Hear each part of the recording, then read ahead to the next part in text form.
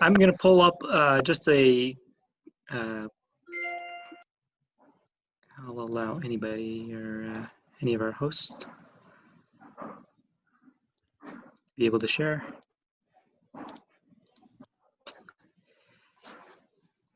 And oh, cool. Awesome. So we got some folks coming in. We're going to wait a few minutes and maybe a minute or two just to let everybody in the door.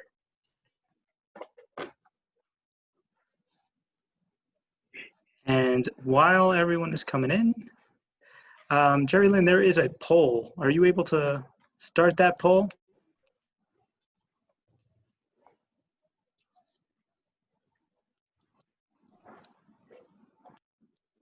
Awesome. You guys can see that? Yes. Yeah. Awesome. So if you guys are jumping in, please feel free to fill out the quick survey. We've got one serious question in the beginning just to kind of see who's here, and then one serious question at the end to see what you think technology is going to really take off in the next year.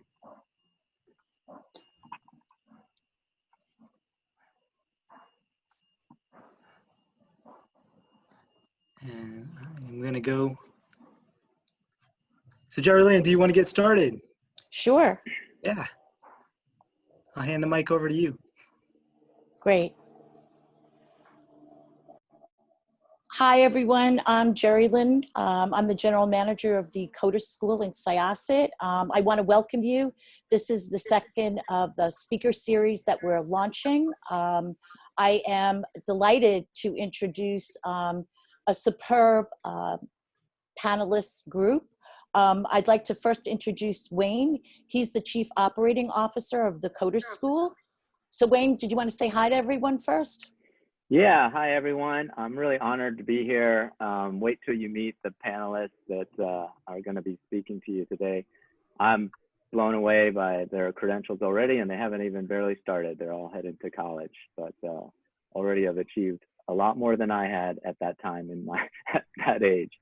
So I'm pretty excited to actually be here and honored just to be here with them. And yeah, as Jerry Lynn said, I'm with the Coder School. Currently the COO. I was there from its inception, really, and it's been a pretty amazing journey and a fun, enjoyable. I don't even barely call it a job. So when I was going to say that, I kind of paused. It doesn't even feel like a job. I mean, it's just something that I love to do. But yeah, happy to be here. Great, thanks. Thank you, Wayne. Our panelists are a group of students who've excelled. They are, Wesley I'll introduce Wesley first. He is one of the co-founders of TeenHacks. 2 weeks ago, we had 3 other members of the TeenHacks organization. So Wesley, welcome, and it's really been a great experience working with TeenHacks. So I'll just let you talk about yourself because people will be in awe.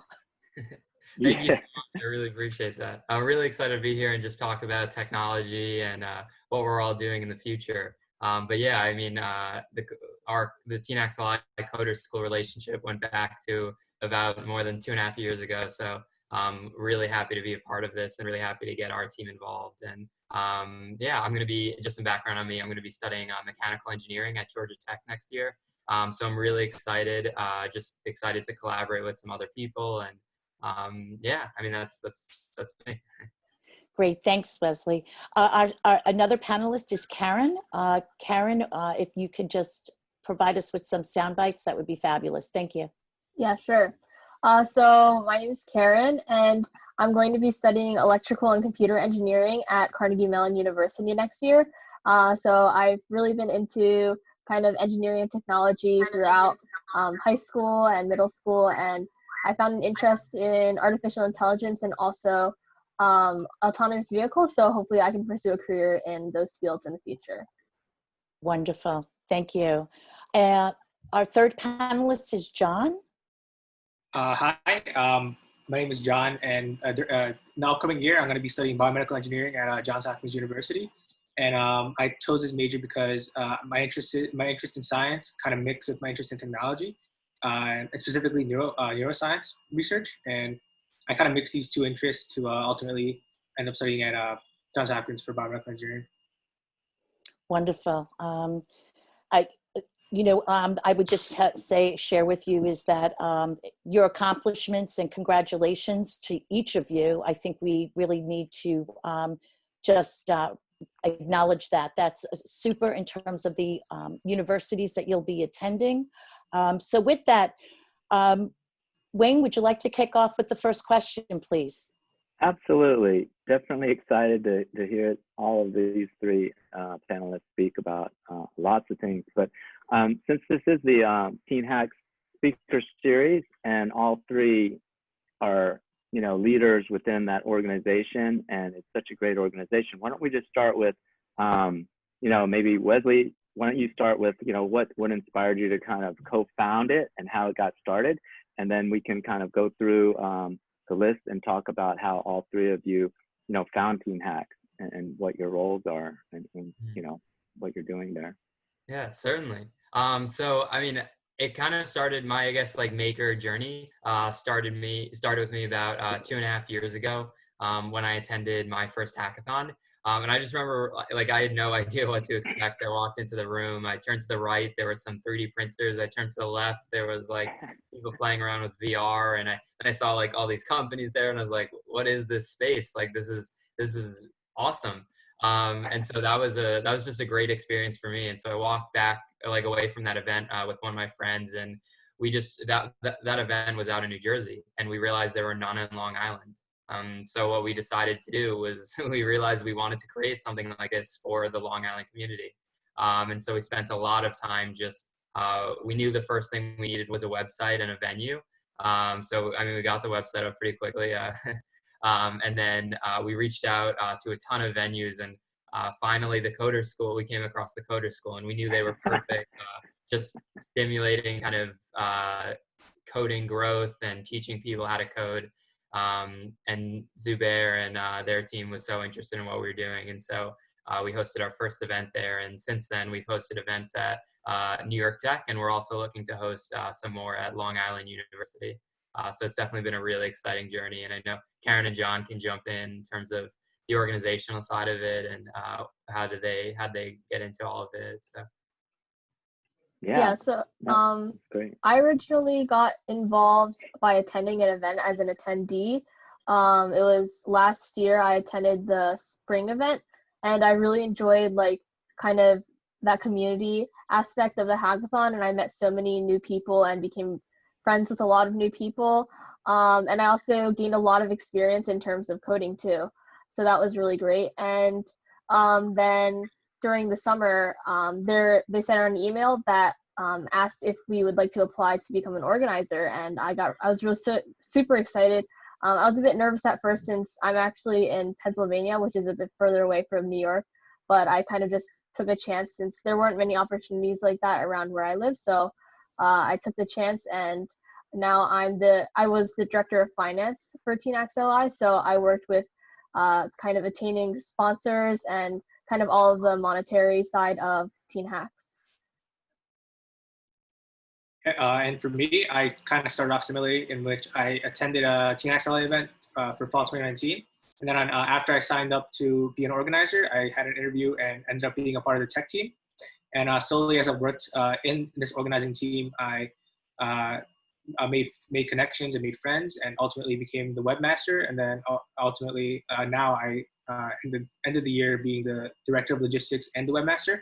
And basically, I dealt with the logistical side of TeenHacks LI, along with maintaining the website, because I had a little bit of background in Java, CSS, HTML, and JavaScript. And yeah, it was really fun being a part of something so big and kind of seeing the background of what a huge organization could kind of look like. No, that's wonderful. Definitely want to thank you, Wesley, for taking the initiative to see something great, but not just see it and go, hey, that's great, but it's not in Long Island. But literally, I think that's one advice for the people watching, that do what you did. If you see something great, if it's not in your community and you want it in your community, don't wait for somebody else. You just do what Wesley did. He just started it, and and I think the people of Long Island are happy. And then, you know, for Karen and John to have attended one, it obviously sounds like it's such a welcoming environment that you guys attended it. And when you attended it, and including the one that you attended, that then you just felt so welcome that you took on roles and then kept growing on that path. So, you know, maybe you guys can talk a little bit about that, like the culture and you know, because I could see easily, you know, people attending an event and then just kind of, you know, going back to their own lives and not just being a part of it. So how does that whole process work? Yeah, I think if you ask almost anyone that attended the event, like they all had a super fun time. And to a lot of people that I talked to, they felt like it was like a time where they could kind of hang out with their friends, and like there's a lot of treats, a lot of drinks, and the event was like really welcoming and really fun for everybody. And because of this, I think long term, a lot of people wanted to be involved, and they kept on coming back to the upcoming events. And a lot of people were interested in becoming a part of the organizing team because of how it focused on fun as much as the coding and hacking part of the event. That is great. Yeah, that's a great point. Karen or Wesley or I think that like all the organizers on our team probably have, like, I think the majority of them or almost all of them have attended a TeenHacks LI event or some sort of hackathon. So I feel like in general, there's just a greater like hackathon community in general, where like hackers from around the state or even the country kind of know each other and are friends. So yeah, I think there's like a really great sense of community among hackers that attend hackathons. How long did it take to stand up this organization? I know it was kind of from a grassroots perspective that you started it, but you know, from the inception to mobilizing and recruiting people to be part of your organization, and what was the wisdom that you learned in starting it up? Because it's similar, you know, in the sense of formulating a startup, right? It's the idea that germinates. Mm-hmm. Yeah, no, I mean, it's certainly a very interesting experience. I think when we kind of got back on the train and we were discussing, Jeffrey and I were discussing about putting together an organization like this, we first thought about possibly running it through our schools, and we presented the idea to our school, and they wanted something more concrete or some more, they weren't like fully on board, and we knew it would take a little bit. And after we spoke to some people, and I think one big theme that you can see throughout this, if you never ask, you're never going to receive anything. So we asked like 1,000 different people and finally got, all you need is that kind of one yes to move forward. And Jerry Lynn, like you were saying, it's exactly like startups. And I think one of the most important things is to start. So I know we had the idea, and we moved on it really quickly. So we started contacting people. We looked out for venues and partners and other hackathons and what did they do. And that's one of the most important things that you can do. You can't ever build something from the ground up in isolation. And it's always important, whether it's feedback or I mean, any organization is built off partnerships. So talking to people is one of the most important things. And if you ever have that, for anyone, if anyone has an idea, I would just say go for it and talk to someone who you think is probably a bit more experienced in some of the fields. And yeah, you never know where they can help you take it. No, awesome answers. I had an interesting thought. So I know that obviously in TeenHacks and with hackathons, you know, people are honing and improving their coding skills, and that's kind of a, you know, an obvious take. But you know, I heard about your roles, and like Karen mentions like finance.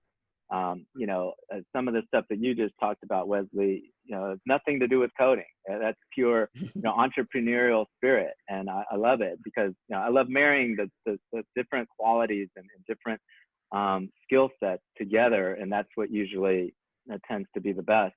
But maybe if all three of you could just spend a moment and talk about some of the things, you know, outside of obviously learning to, you know, code better, but some of the skills that you've picked up just by being related to something that obviously seems more coding related, but it seems, you know, to me, there's lots of other skill sets that you're picking up.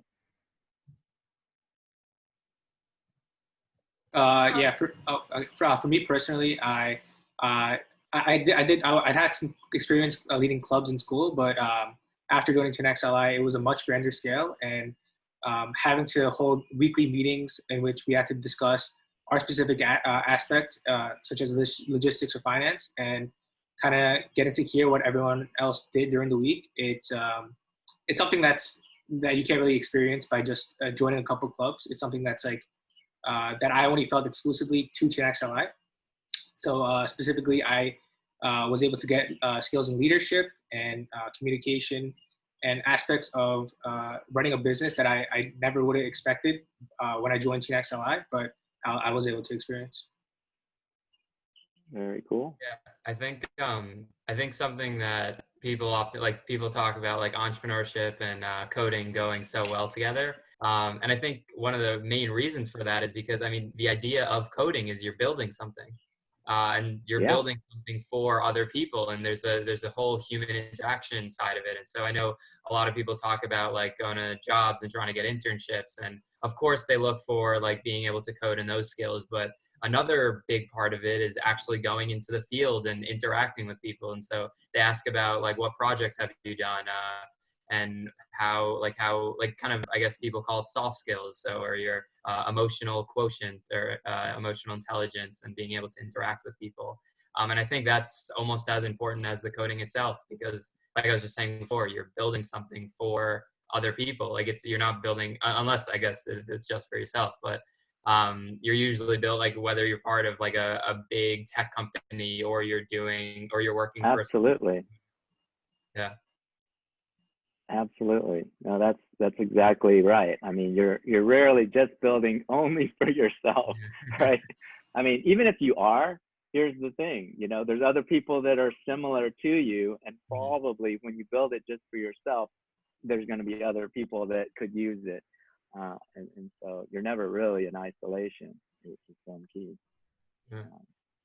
I'm going to take a Aaron, moment just to end the poll, so that way you kind of get a sense of who is in the audience today. We're going to share the results with you. We've got a fair number of students that are in middle school. Okay. We've got a lot of people who would love to be able to fly. And if they could travel in time, they would want to go into the future. Sounds like a plan. We have a lot of English speakers, but it's a variety, so it's fantastic. And what is the one, which technology trend will have the greatest impact on the industry over the next year? Artificial intelligence. If anyone wants to touch on that, I know Karen has some interest in that, so I'll pause there. Yeah, I think artificial intelligence definitely is going to have a big impact on our future. I think that also, I feel like honestly, artificial intelligence as a technology could have like the potential to kind of replace some, I guess, more like some tasks by humans, or like more mundane tasks, I guess. And I feel like in the future, it could even go beyond what humans could be capable of. Like in terms of autonomous vehicles, I feel like artificial intelligence could even allow driving to be even more safe than what humans are capable of doing. So yeah.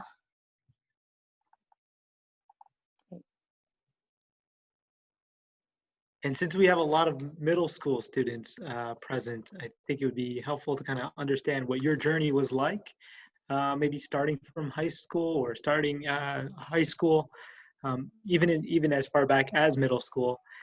One of the key things that I think was a surprise for me, because when I was in high school, a lot of the clubs and the organizations I was a part of were within the organization or within the community that was close to me. But TeenHacks LI has crossed some borders. You've got folks in New Jersey, people in Long Island, all over the place that are working together. And I think that's a really collaborative and exciting opportunity. So if you want to touch on that as well, I'll leave those two questions up for you. Yeah, certainly. I think a big part of TeenHacks is like kind of that foothold in the Northeast and bringing all those people together. And also, by the way, if anyone's interested, our website's just teenhacksli.com, and you can just put your name in for our newsletter and get some updates whenever we release our organizing application. So I just wanted to put that out there. But in terms of kind of my journey, when I was in middle school, I guess I was always interested. I know we had like a mini kind of engineering club, and I always like being a part of that. I think since I was young, I loved kind of taking things apart and figuring out how they work. Sometimes when I had my toys and then they would break, I would just take them apart because I thought they were already broken. I might as well just like look inside of them, try to figure out how they worked, and that was really fun for me. And actually, there was an interesting moment in my freshman year of high school when I was about to join science research. And this was kind of just my perspective on it. I ended up not joining science research just because I guess for me, it seemed like, I mean, right out of the gate, the science research teacher told me like both my summers would kind of be blocked because I needed to go for a mentor. And I mean, I was still a freshman in high school. Like I was still trying to figure out what I wanted to do. And that, I guess that was just my perspective. I mean, I know a ton of people on our team who love science research, but for me, I like the ability to have some freedom to be able to explore different things. So, I mean, that I think not necessarily being a part of that allowed me to look at hackathons and go to events where I found out about this whole entire atmosphere and this environment. So it was certainly an interesting time, but I'm glad I made that decision. And while it's definitely for some people, I guess I just didn't feel it was for me particularly. But I really found my group within the hackathon community. So. Great. For me, I spent most of middle school kind of just not really knowing what I wanted to do in the future. And because of this, I kind of dabbled in a lot of different fields apart from just math and science. I took clubs in history, I took clubs in art, music, and all that. And then because of this, I was able to kind of hone in on what I was really interested in moving forward into high school. So my advice for middle schoolers would be that it's just like kind of the time for you to try everything out and not really be 100% sure in what you really want to do, so that you could kind of discover that throughout high school. Yeah, so for me, throughout like elementary school and also middle school, I found that math and sciences were a lot easier for me than like English or history classes. So I like instantly knew that I was excelling in those classes and that STEM was going to be something that I would like to pursue in the future. So in middle school, I really had my mindset on being like a biologist or a chemist. And I think that's mostly due to the fact that I hadn't really explored all aspects of what STEM is. Like John said, I think it's important to explore every like kind of field within STEM or whatever you're interested in, just like exploring all different interests when you're in middle school. So like I was able to find my interest in coding through my freshman year introduction to Java class. So if I hadn't really had that opportunity, I don't think I would have found my interest in coding so quickly. So I think it's definitely important to kind of explore everything when you have the chance earlier on. That's awesome. Yeah, and it sounds like I mean, all of you may have had like some really important mentors throughout your paths, and you're probably hopefully going to have more. But maybe you could touch upon like how maybe share some experiences with some great mentorship that you've experienced, and how you came about some of those mentors. Maybe I know Karen, you had at least a good story there. Yeah, so this past summer, the summer before this school year, I had worked on a kind of mini research project over the summer with a professor from Villanova University, and I reached out to him through my Chinese school, but it wasn't something where he was kind of just offering to be a mentor. I kind of had to reach out to him and email him directly in order to get that opportunity. So I worked with him on kind of combining my interest in computing also with my interest in kind of the biological sciences. So it was a research project that kind of investigated antibiotic use and how that causes antimicrobial resistance when people are using antibiotics improperly. And we kind of analyzed that using the R language. So yeah, I was able to kind of combine my interest in biology and also coding. So yeah. Yeah, for me personally, for the past 2 years, I worked in research labs. The first year, I found my mentor by emailing dozens of different people at different universities, and I ended up finding one at Stony Brook University in the Department of Neurobiology. And he was a little bit skeptical at first because I had limited experience, but just being persistent and telling him about how interested you are in this field, it kind of allowed me to go to his lab every single day during the summer, in which I got to work on my own experiment that dealt with a chemical called MK801 and its effect on a receptor called the NMDAR during the developmental stages of zebrafish. And this mentor became a big part of the rest of my high school career, in which he was able to write letters for me, and I was able to just reach out to him anytime I needed advice. And the second year, my junior summer, I kind of took a different approach, and I applied for a program for the Feinstein Institute. And there, after you get accepted, there was a list of 3 mentors that I was interested in for the Feinstein Institute, and if one of them was able to take me on, I would do something similar, in which I would just go to their lab every single day of the summer. And here, what was really important is that every single day after I did my research, I talked to him to kind of reflect on what I did, and this kind of grew a bond between us. And this lab, it was kind of similar, in which I did neuro research, but it was on another level to prepare me for the competitions that I was gonna do this year. And yeah, in both cases, my mentors were super, super nice, but they also took a lot of persistence and just a lot of trial and error to find the one. So one of the things that I think is great about each of your stories is that you were wide open. You were wide open in terms of being able to want to experience different things. Some resonated with you, others didn't. But I think by casting a wide net, what I'm hearing is a common theme is it helps you then define what's in your heart, what's your passion. Yeah. Yeah, definitely. exactly. I think I completely agree with that. I think one of the most important things, I think, it even goes back to what I was saying before, just starting, picking some sort of project to start on. I remember when I was younger, I tried to connect my Google Home with an Arduino that would flip a light switch or something. It was just a fun little project. But I remember I reached out to someone on just a coding forum. And I guess going back to the mentor, I don't know if I ever necessarily had just one mentor, but I always loved, I was probably spoken to so many different people across so many different things I've done. But just the only reason I'm able to speak to those people is because I started something. I'm going to be honest. If you're kind of going through high school, going through the normal classes, just from the people I've met, you're really not going to get this experience that just kind of going out of your comfort zone and trying new things and learning about what you actually like if you're just going through the normal motions of high school. And so, I guess you could see this with all of us and even our entire TeenHacks LI organizing team, is that we started with something, because once you start,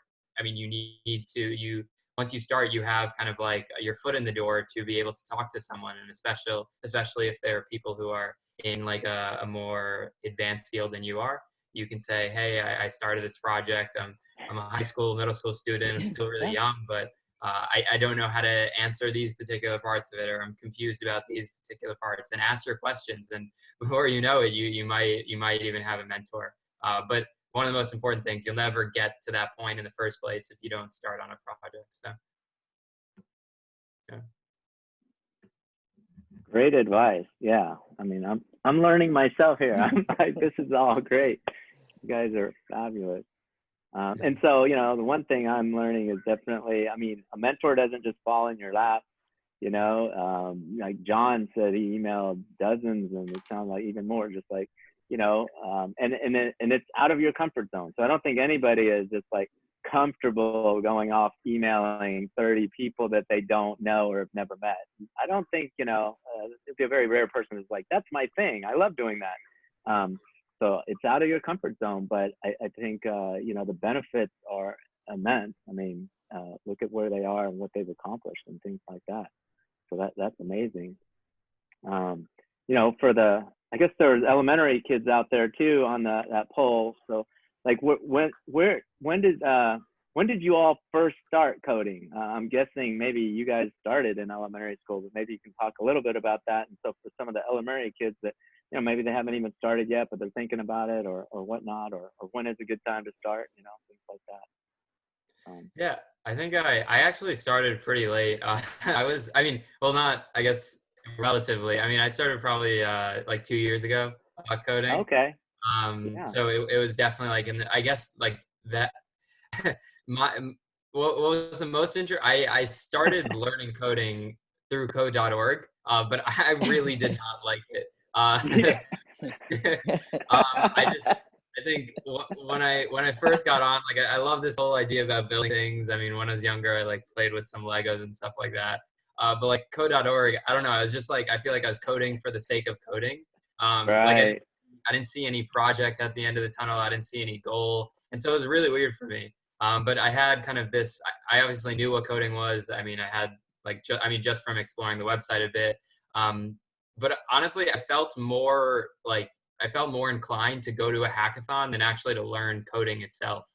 But then once I was put in the community of everyone else who was building these projects and other things like that, like, I mean, it pushed me along to also get involved in that. So yeah, like that's something I've realized too. Like I never liked coding for the sake of coding, but like I was saying before, I always had a project in mind. So whether it be trying to like, right. Yeah, like with the Google Home and light switch device, I learned about Node.js, and I know that's something like widely used in like as a software engineer. And I like it's kind of like you have this project at the end of the tunnel, and everything you do in between to get to that like end goal is like you learning and all skills that are applicable. I know I was watching like a SpaceX video or something about what they like to see in people, and one of the biggest things is they want to see you like go out and like build something. Like they were talking about like people who like build a shed in their backyard or just like create kind of these awesome projects that no one asked for. It's just like kind of all on you, and you have this like inclination to go out and do something. For me, I started coding in 7th grade because of a coding class that the high school kind of mandated everyone to take, and it was mostly block code. And at first, I wasn't really interested, but then one of my friends really was, and he and I wanted to kind of start developing like a game of sorts. So and then we got into Scratch, and we had really fun learning Scratch. And from there, we had an idea to develop a game for Newgrounds. It's like a game website, and like we had it was a really, really simple game where you just like kind of move a block. It was kind of like the Impossible Maze, but we actually like made like $5 off of it because like some random guy wanted it. And then from there, we were really interested in kind of getting something out of coding. So after this, I kind of learned how to develop websites, and my friend and I started a website developing a kind of business of sorts in which people kind of actually just bought what we made. So that was really cool. And it was like a Minecraft website, which is kind of weird, but then I mean, we ended up getting something out of it. So that's kind of like where my passion in coding came from. And then after that, I kind of joined certain coding competitions, and it became like a really big part of high school for until now. Yeah, it feels like all coders probably touched Minecraft at some point. Yeah, I think so. So for me, I started in my freshman year when I took an introduction to Java class at my high school. And I really enjoyed that, just being able to create some kind of like end product at the end. So we had one project where we had to either come up with a game or recreate one. So I recreated the game Piano Tiles, and that was really fun to code. And then that led me to continue taking those kind of courses at my high school. So I ended up taking AP Computer Science. And then also my senior year, I took robotics, electronics. So I kind of dabbled in the hardware as well to kind of combine the coding with the hardware. So I also wanted to get involved with it, not only in my high school, so that led me to kind of explore coding outside of the classroom in clubs and also TeenHacks LI. Going back to TeenHacks LI, what was the youngest coder you've ever had, or a team of coders that you've had at one of your hackathons? Yeah, I mean, I think I probably interacted with some elementary school students that came in really quick. I mean, it was during the day. They wanted I think their family members were part of their family members that were brothers or sisters that were high schoolers who were at our event, and they kind of came in and sat down for like a few hours, and it was really cool. I mean, like I was saying before, like even my initial perception of coding was I didn't even enjoy it that much, but like these elementary students kind of came in and sat down at a table, and like before they knew it, they were just on their computers and talking to some other people. I mean, I kind of when I saw them doing that, I was kind of like thinking about myself too. And after that, like once I attended my first event, I really started to appreciate like kind of what like coding and building things has to offer. And like I was saying, I started to get into those projects as well, which I enjoyed just so much, and figuring things out and all that stuff. But yeah, I mean, it's really cool to see some really young people kind of get involved in discovering it so early. Because like, if you have a phone, if you have a computer, I mean, it's all of this is at your fingertips. So. Absolutely. I thought it was really interesting to see like sort of the energy that happens at a hackathon. You know, everyone sort of feeds off of each other. And oftentimes these hackathons are marathons. So they start in the middle of the day and they don't end until the middle of the day the following day. And so 24-hour long hackathon, those are fantastic experiences. You know, you'll see people working on projects and all of a sudden they get their second wind at like 2 a.m. and then they're just like trying to buckle down and do whatever they can to kind of finish their project. But I think it's fantastic to see. If anyone has not been to hackathon, you know, or live or virtual, I definitely urge you to kind of take a look at TeenHacks LI and many others. I had a question kind of about probably like a lot of parents out there would want to know this question, and I guess anybody in high school, maybe middle school, start thinking about it, but people that, you know, are thinking about how to get into a good college.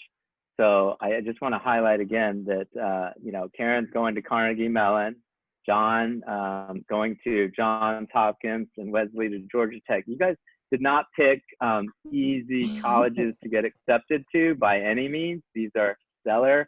They're very hard to get into. So could you enlighten the folks out there that are interested in maybe going to these top tier colleges, and maybe some advice, like, you know, how did you guys do it? You put TeenHacks on your resume and there you go, you're in? Or, you know, is it being straight A's? Is it, you know, what got you guys in there? How do you get in? I think. Okay. You can go, John. Okay.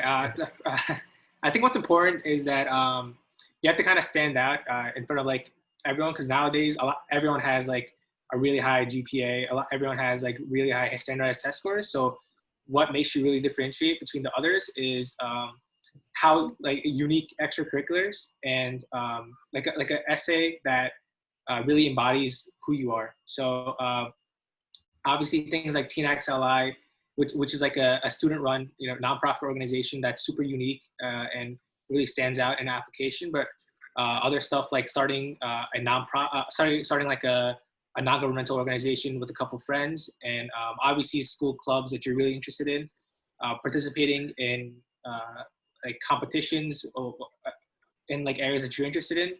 Personally, I was really interested in science research, so I participated and won awards in starting from junior year. So I think all this kind of allowed me to kind of stand out in a pool of really you know, textbook students, and I think kind of allowed me to go where I really wanted to go. I think going off of what John said, yeah, it's really important to kind of stand out and be unique. And I feel like there's a lot less emphasis on test scores and GPA nowadays, since again, like everyone is getting these amazing scores. So, like getting into like a great school isn't going to just depend on your grades at this point. So I think what's really important is finding just like a couple or a few things, like one or two things that you're really invested in. Those would kind of be like the highlights of your application that would make you stand out. So I like one part of that could be you being very technology oriented and very interested in coding. So you really invest yourself in that one passion or interest. So for example, getting involved in TeenHacks LI and even becoming an organizer, or coding in other competitions, or working on your own projects.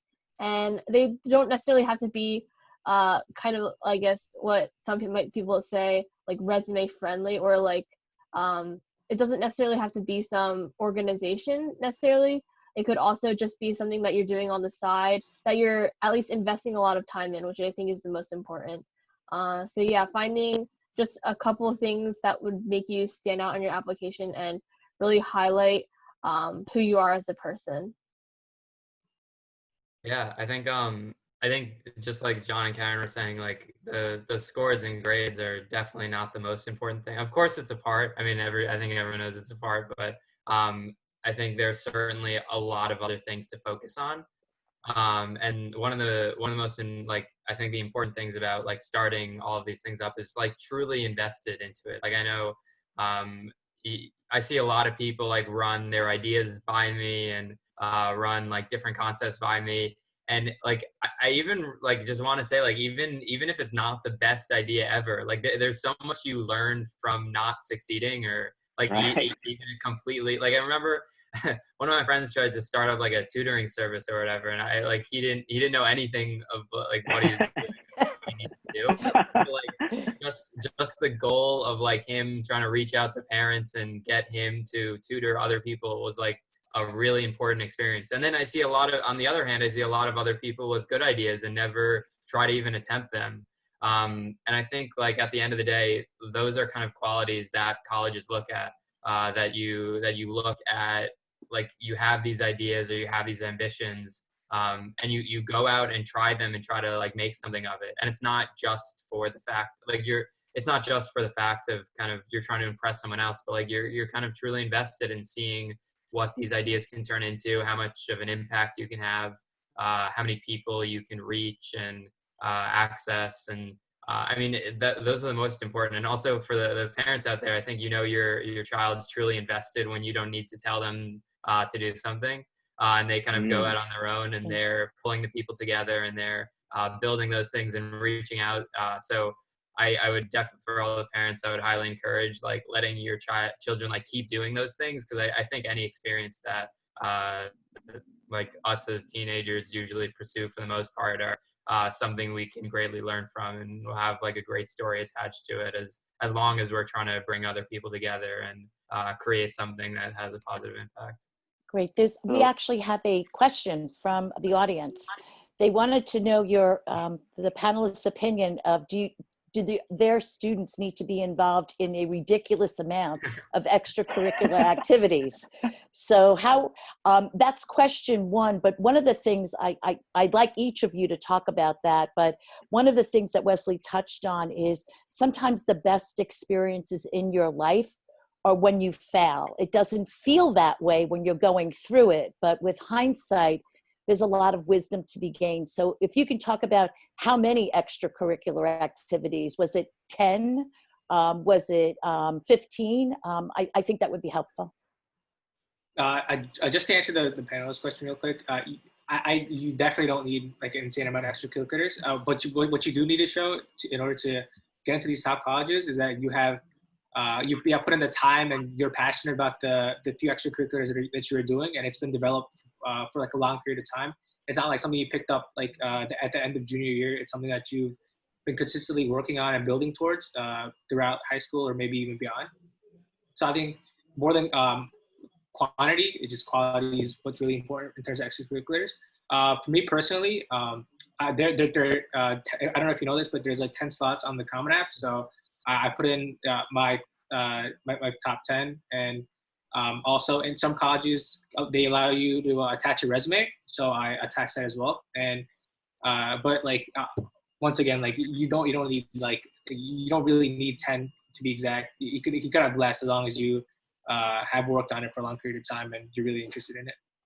Yeah. One other quick tag along, so that before all of you answer it, but is what is is there a strategy of applying to a ton of colleges, or did you just pick Johns Hopkins and that's mine and I'm going for it, or like, is there a strategy there? So maybe throw that into the mix as you're answering the ridiculous amounts of extracurriculars as well.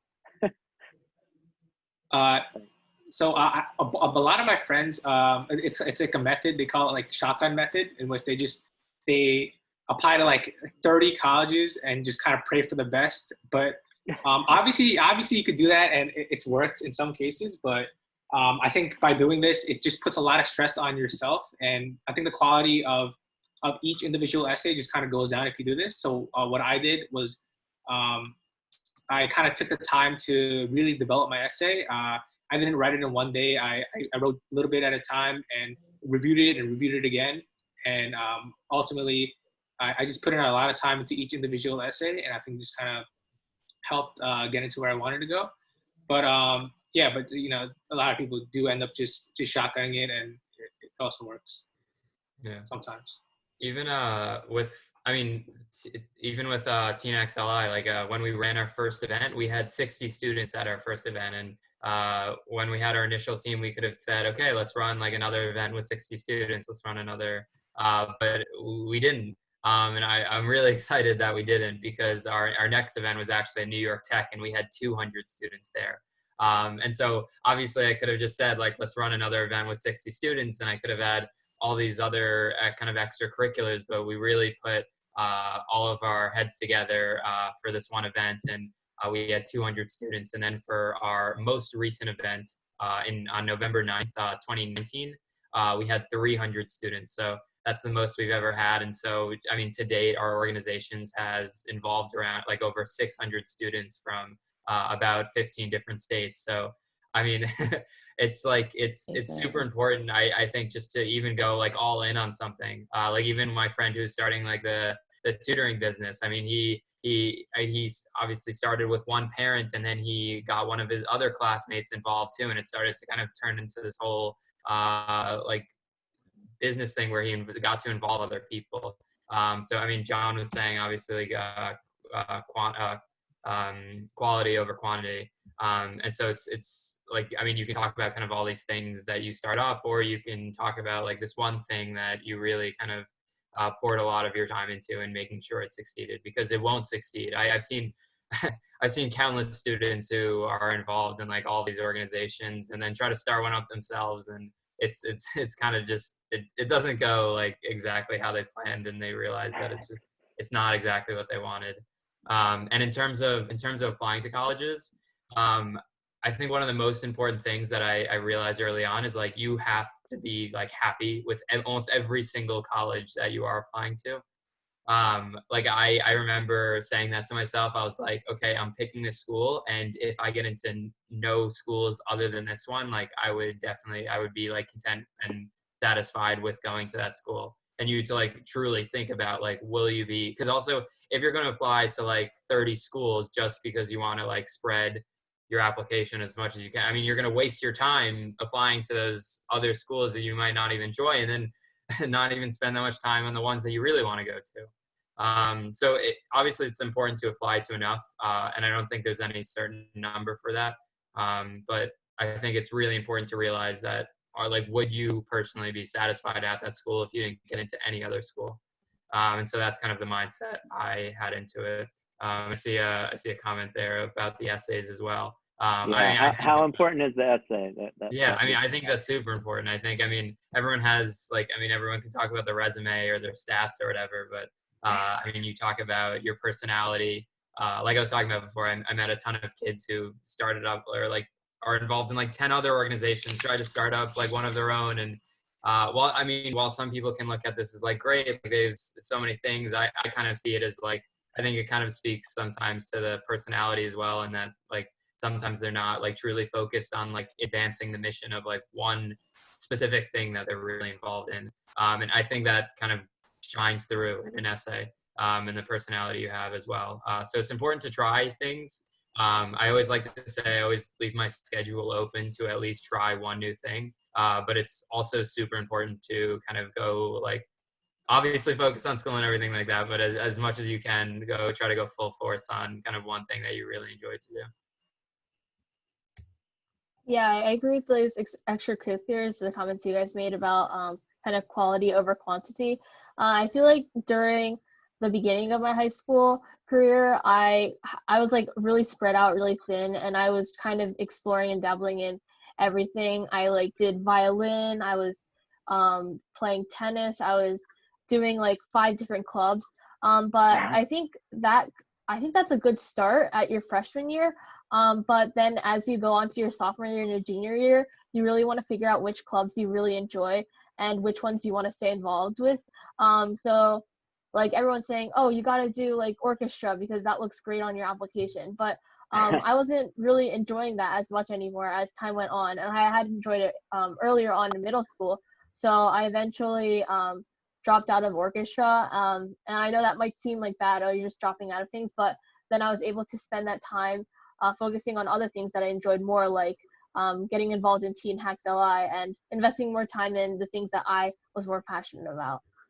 Yeah, and I just want to refine what I said a bit after kind of hearing Karen. I do want to say, like, I actually, in terms of like freshman, sophomore year, I think it is kind of important to spread yourself thin, like across a lot of different extracurriculars, because you really don't know. Like, this is also what I'm planning to do in college. Like, I want to explore like a lot of different clubs. I want to be at like a ton of different meetings. But the most, I guess, important thing at the end of the day is also like now, like you have to realize that even like if you're going to check out kind of like 10 different clubs in freshman sophomore year, which is it's okay in a sense, but then kind of really as you start to progress through high school, like you're going to need to leave some of those things behind, and you're going to need to like pick some of the things that are most important to you. So it's kind of this, I mean, you're a freshman in high school. Like I think everyone understands that you're trying to figure things out. So be a part of a lot of clubs and check out like a lot of different subjects, meet a lot of different people, and then kind of start to refine that over high school. I guess what I was talking about before in terms of people I know being in 10 different things, like I see some seniors and juniors that are in like 10 different things. And I think kind of at that point, like they may need to kind of start like focusing on things that they really, really enjoy, because there's only so much time in the day. Great answers. Yeah. I guess, I guess it is getting closer to the top of the hour, and I don't want you guys to not get to highlight again. Maybe at least let's make sure you go through your URL, like where do people find or register, and then I don't think we talked about any upcoming events and things like that. If there's anything like that, let's make sure we get that out there before getting to the final. Yeah, certainly. So, I mean, yeah, our website's just teenhacksli.com. So TeenHacks and LI as in Long Island.com. Or you could just search us up on the web, and we'll probably be there as well. And we're hoping to run our next event in the fall 2020, but of course we are monitoring all CDC guidelines and everything going on, and we want to make sure you're gonna pack 2,000 people into one building. Yeah. Of course. Yeah, I mean, definitely number one priority is safety. So also, if you sign up for a newsletter, we'll keep you posted on registration, and also hopefully we're actually opening up our organizing application soon to get involved in our next few events. So if you put your child's email in or your email in, or if you know any friends who are somewhat interested, put their email in, and they'll get a notification when we open all of that up. And as you can see, John, Karen, I mean, it's amazing to be a part of kind of this community, and I think our organization does a really good job of choosing people who are, I mean, all of us are high schoolers, so we're still all figuring it out, and we understand that we understand that a lot of our high school students don't have experience with reaching out to companies or reaching out to mentors. And so that's like one of the biggest focuses we have in our organization, is spending a lot of time helping people and walking through how to reach out and how to talk to other people and have those conversations, how to learn how to pitch and pitch the organization and get some people out, as well as build your own network, and all that. And that's something we strongly believe in. So our alumni organizers are about 50 people right now. And so as you can see, I mean, we're all seniors, we're graduating. So we have a lot of people leaving, and we hope a lot of you will come in and kind of join our team and learn what we're all about. And our alumni is continuously growing, and that's a big focus that we're having now is people who are our high schoolers right now, or even middle schoolers, are when they can be a part of our organizing team. And then when they're seniors and juniors and are looking to go to college and things like that, we have our whole kind of alumni of TeenHacks LI organizers that are all currently in college, and they have free access to reach out to us, email us, call us about anything they want to. So we certainly pride ourselves on being fully high school run and building kind of a family around what we're doing. Yeah. Do John and Karen want to speak more to that specific area as well? Yeah, I definitely think like even if it's not specifically TeenHacks LI, you should be involved in like unique organizations such as TeenHacks LI. It's like an opportunity that like you'll learn like an insane amount from it, and it just goes way beyond just school. So if that's like one advice that you should really take away from this. And yeah, again, like TeenHacks LI, I think was just such a unique opportunity for me and all the organizers, and really got experience that we wouldn't have gotten through kind of like a school club. And it felt like a really kind of professional environment where I really got to gain a lot of new skills.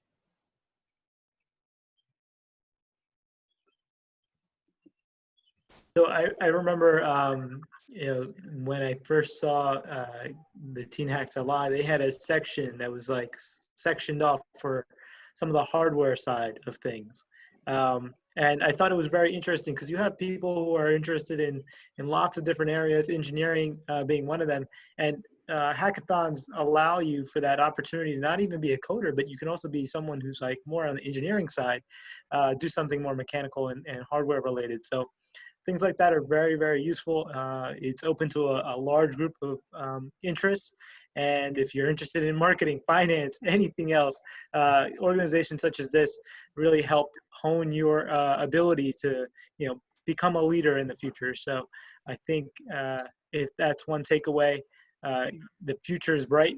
You have a lot of opportunity to take advantage of all these different opportunities at your disposal. Don't let it pass. And Wayne, I'll pass it to you.